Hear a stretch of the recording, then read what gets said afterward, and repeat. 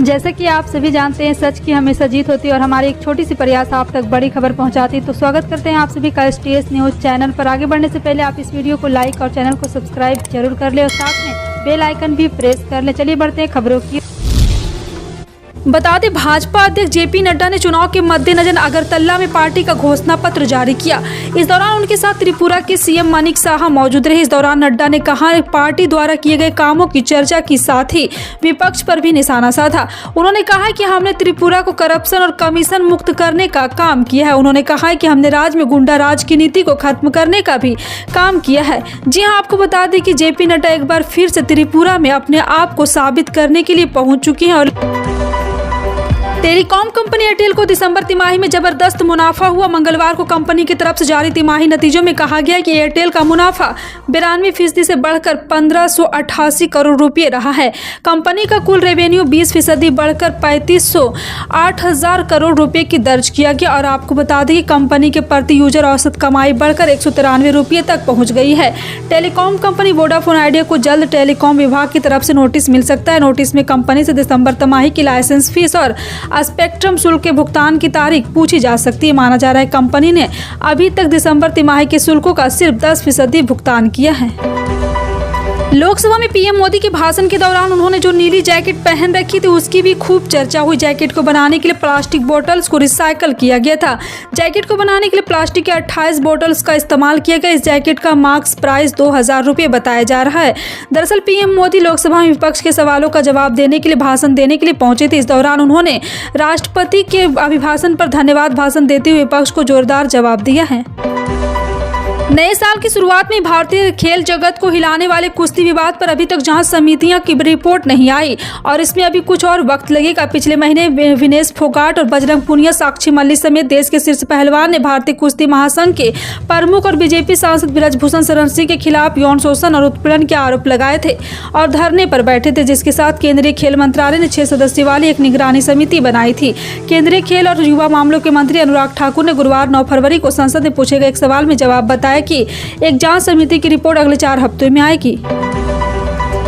Bombay high court ने Mumbai Ahmedabad bullet train परियोजना के लिए महाराष्ट्र सरकार और NHSRCL की ओर से मुंबई के विखरोली क्षेत्र में शुरू किए गए भूमि अधिग्रहण के खिलाफ गोदरेज एंड वॉयस की याचिका गुरुवार को खारिज कर दी।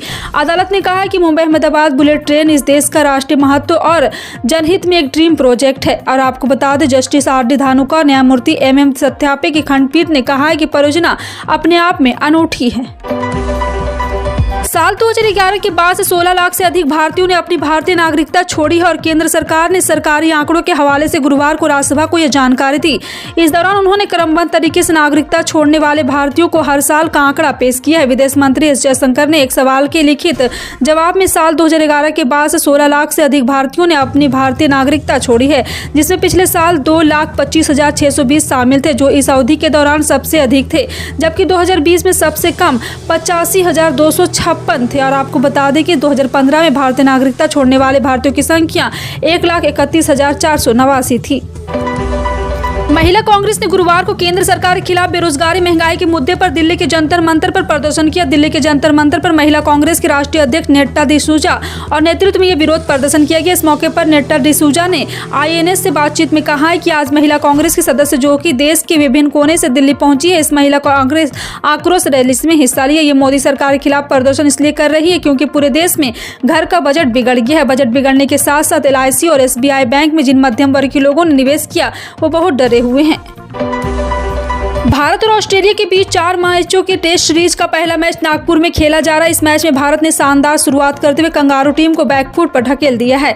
इस मैच में ऑस्ट्रेलिया के कप्तान ने टॉस जीतकर बल्लेबाजी का फैसला किया। पहले बल्लेबाजी करते ऑस्ट्रेलियाई टीम 177 के स्कोर पर ऑल आउट हो गई। भारतीय टीम ने इस मैच में शानदार गेंदबाजी की और ऑस्ट्रेलिया के बल्लेबाजों को रन बनाने नहीं दिया है। भारत की ओर से रविंद्र जडेजा और शानदार गेंदबाजी की ओर 5 विकेट झटके हैं और जडेजा के अलावा इस मैच में अश्विन ने 3, वहीं मोहम्मद सिराज और मोहम्मद शमी ने 1-1 विकेट लिया। भारत ने इन गेंदबाजों के दमदार ऑस्ट्रेलियाई बल्लेबाजों के नाक में दम कर दिया है। तुर्की और सीरिया में आए विनाशकारी भूकंप से प्रभावित क्षेत्र में ढहे घरों के मलबे और शवों निकालने जाने के बाद मरने वालों की संख्या बढ़कर 17,000 से ज्यादा हो गई है। तुर्की और सीरिया में आए भूकंप के 3 दिन बाद बेघर हो चुके हजारों लोग एक शिविर पात्र एकत्र हो गए और कड़ाके की ठंड में भोजन और पानी के लिए चिल्लाने लगे। इस बीच राहत कर्मी मलबे के ढेर में दबी जिंदगी तलाशने में जुट रहे और तथा हादसे में जीवित बचे कई लोगों को आज निकाला गया है। बता दें, कांग्रेस अध्यक्ष मल्लिकार्जुन खड़गे ने गुरुवार को राज्यसभा को सभापति उपराष्ट्रपति जगदीप धनखड़ से पूछा कि प्रधानमंत्री नरेंद्र मोदी पर उनके भाषण के कुछ हिस्सों को संसद के रिकॉर्ड से क्यों हटाया गया। उन्होंने कहा कि मुझे नहीं लगता है कि मेरे भाषण में किसी खिलाफ असंसदीय या आरोप लगाने वाली कोई बात थी, लेकिन कुछ शब्दों का गलत अर्थ निकाला गया। अगर आपको कोई संदेह था तो आप दूसरे तरीके से पूछ सकते थे, लेकिन आपने कहा कि कुछ शब्दों को हटाया जाना चाहिए। मल्लिकार्जुन खड़गे ने कहा है कि वाजपेयी साहब ने नरसिम्हा राव जी के खिलाफ एक शब्द का इस्तेमाल किया था, वह शब्द अभी भी किताबों में है। वहीं जगदीप धनखड़ ने यह कहते हुए कांग्रेस प्रमुख को मनाने की कोशिश की सभापति विपक्ष के नेता का अंतरिम रक्षक होता है। तुर्की और सीरिया में आए 7.8 तीव्रता के भूकंप से दोनों देशों में अब तक 15,000 से ज्यादा लोगों की मौत हो गई है। अकेले तुर्की में आंकड़ा 12,000 के पार चला गया है। मलबे के नीचे से एक ही दिन में हजारों की संख्या में लाशों को निकाला जा रहा है। यह कब्रिस्तान भरने लगे हैं। अब जगह शवों के दफनाने के लिए जगह खत्म हो गई। गाजियान्तेप के मुख्य कब्रिस्तान में एक साथ 10 मृतकों के शव को ताबूतों में रखा गया। जल्दबाजी में यहाँ लाशों को दफनाने का काम किया जा रहा, क्योंकि लाइन में लगे कई और लोग भी अपनी बारी का इंतजार कर रहे हैं। लोकसभा चुनाव 2024 के लिए सभी पार्टियां मिशन मोड में आ गई। इस बीच 2024 के चुनाव को लेकर एक नया सर्वे आया है, जिसमें कांग्रेस के लिए महाराष्ट्र से अच्छी खबर है। सर्वे के मुताबिक कांग्रेस के नेतृत्व वाले यूपीए की सीट महाराष्ट्र में 6 गुना बढ़ने वाली है। सी बोर्डर और इंडिया टुडे ने हाल ही में एक सर्वे में किया था, जिसमें लोकसभा चुनाव को लेकर देश की जनता का मूड भांपा गया। इस सर्वे के मुताबिक लोकसभा चुनाव होने पर महाराष्ट्र में यूपीए को 34 सीटें मिलने का अनुमान लगाया गया है। इंटरनेट सर्च फर्म गूगल की पेरेंट कंपनी अल्फाबेट इंक को बड़ा झटका लगा है। कंपनी के शेयरों का मार्केट वैल्यू एक ही झटके में $100 अरब कम हो गया। बुधवार को मूल्यों में पेरेंट कंपनी अल्फाबेट के शेयर 8% या $8.59 प्रति शेयर गिरकर $99.55 पर पहुंच गया। ब्लूमबर्ग की रिपोर्ट के मुताबिक इससे पहले इसके शेयरों में 8.9% की गिरावट 26 अक्टूबर को आई थी। बागेश्वर धाम के महंत धीरेन्द्र शास्त्री पिछले कई दिनों से चर्चा में हैं। उनके कुछ प्रवचनों को वीडियो सोशल मीडिया पर वायरल हुए थे, जिनमें वो कई अजीबोगरीब तरह के दावे करते नजर आए। इसके बाद धीरेन्द्र शास्त्री ने तमाम मीडिया चैनलों पर भी एक ऐसे ही दावे किए। इसी के बीच उन्होंने लेकर सोशल मीडिया पर कई तरह के दावे किए जा रहे। ऐसा ही एक दावा भी किया जा रहा है कि प्रधानमंत्री मोदी भी धीरेन्द्र शास्त्री के भक्त थे। एक तस्वीर सोशल मीडिया पर शेयर की जा रही, जिसमें पीएम नरेंद्र मोदी बागेश्वर धाम में नजर आ रहे हैं। सोशल मीडिया पर हो रहे दावे की अगर बात करें तो इसमें प्रधानमंत्री नरेंद्र मोदी नजर आ रहे हैं। पीएम मोदी बागेश्वर धाम के संत धीरेन्द्र शास्त्री के सामने हाथ जोड़े खड़े हैं। कई यूट्यूब चैनलों ने इस तरह के वीडियोज को अपलोड भी किया है। हरियाणा के गुरुग्राम में होने वाले 1 से 3 मार्च तक G20 देशों के एंटी करप्शन वर्किंग ग्रुप की मीटिंग को लेकर तैयारियां आरंभ हो चुकी है। मुख्यमंत्री के अतिरिक्त प्रधान सचिव और सूचना लोक संपर्क भाषा एवं संस्कृति विभाग के महानिदेशक डॉक्टर अमित कुमार अग्रवाल ने आयोजन से जुड़ी तैयारियों की समीक्षा को लेकर गुरुग्राम में अधिकारियों की बैठक ली। अतिरिक्त प्रधान सचिव ने कहा है कि एंटी करप्शन वर्किंग ग्रुप की बैठक में विदेश में आने वाले मेहमानों को भारत की समृद्ध संस्कृति, विरासत, अतिथि देवो भव की परंपरा का सुखद अनुभव मिलना चाहिए। भाजपा ने बृहस्पतिवार को वादा किया त्रिपुरा में लगातार दूसरी बार सत्ता में आने पर वह आदिवासी क्षेत्रों के लिए अधिक स्वायत्तता, किसान की आर्थिक सहायता और रबर आधारित उद्योग के विशिष्ट विनिर्माण क्षेत्रों में वृद्धि करेगी। राज्य में 16 फरवरी को होने वाले विधानसभा चुनाव के लिए भाजपा अध्यक्ष जेपी नड्डा ने पार्टी का घोषणा पत्र जारी करते हुए कहा कि धार्मिक गुरु अनुकूल चंद्र के नाम पर सभी के लिए 5 रुपये की भोजन योजना शुरू करने के साथ ही अगरतला में एक क्षेत्रीय चिकित्सा विज्ञान संस्थान की स्थापना भी की जाएगी।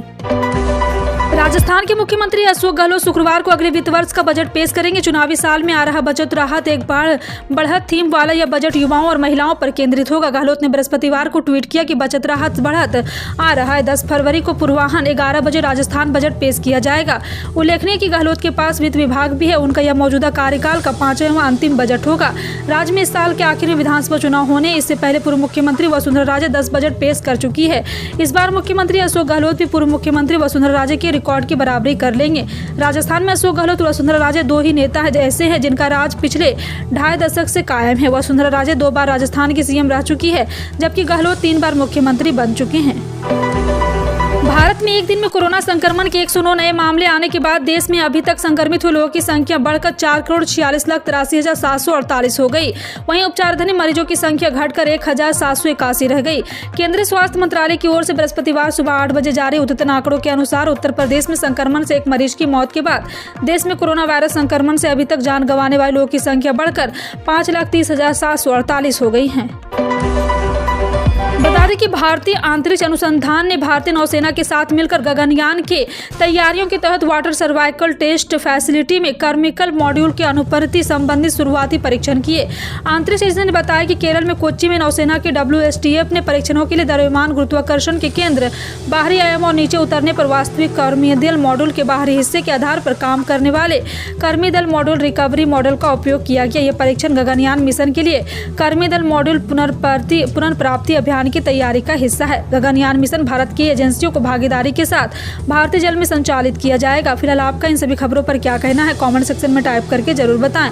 इसी तरह की पल पल की अपडेट जानने के लिए जुड़ रहे हैं आप अपने NTS न्यूज चैनल से। मिलते हैं अगली बड़ी खबर में, तब तक के लिए जय हिंद।